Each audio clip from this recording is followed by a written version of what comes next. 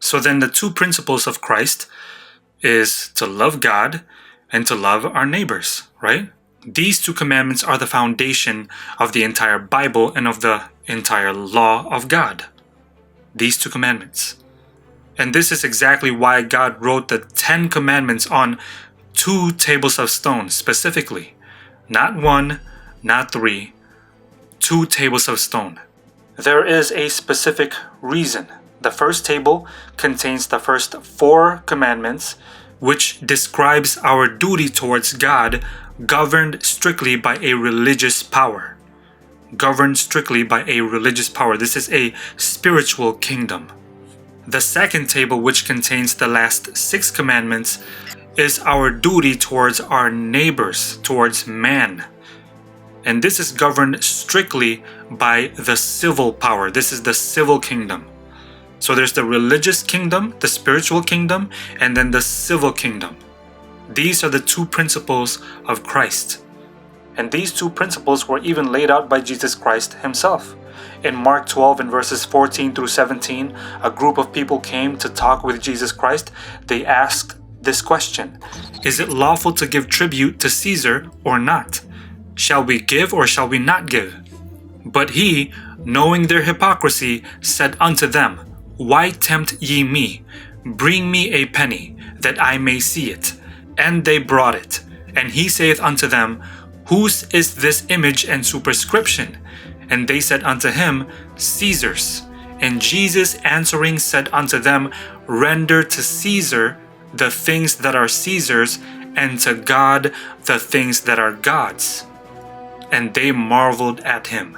So in the context, Jesus Christ was trying to say that God controls the religious power or the spiritual kingdom, and Caesar, we call him today the government, controls the civil power or the civil kingdom.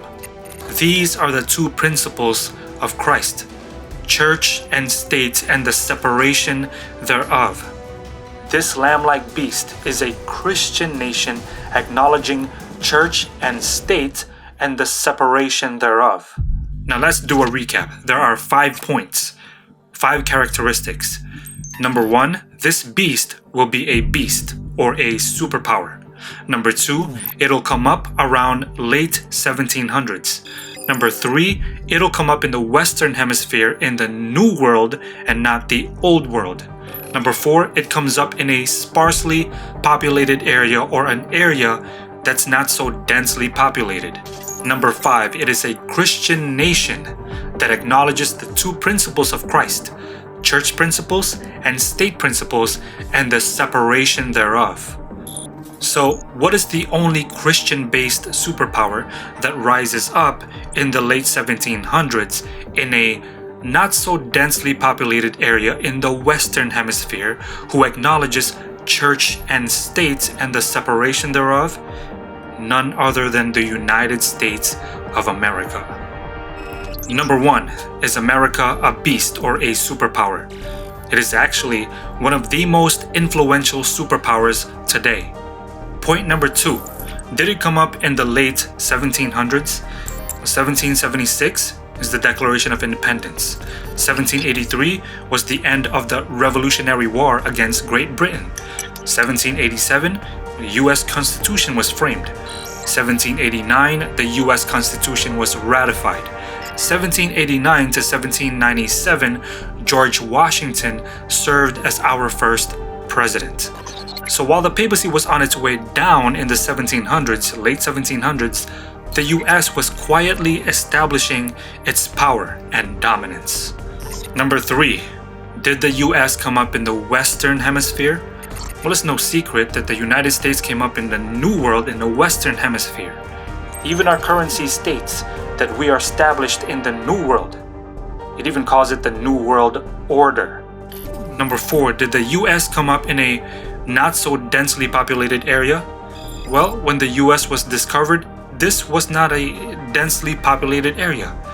There was tribes here and there, but it wasn't so compact together like it was back then in the Old World in Rome. And number 5, does the US acknowledge church and state and the separation thereof? Well, we actually have a constitution protecting the separation of church and state. And one of the reasons why our founding fathers came to claim this land was because they were trying to detach themselves from a king that runs both church and state, which is the Pope. This is the reason why we came up as a republic and a Protestant nation. Republicanism is a kingdom without a king. Protestantism is a church without a pope. So the United States of America is the only entity in the world, or the only superpower in the world, that fit the description of the second beast, the land beast of Revelation 13.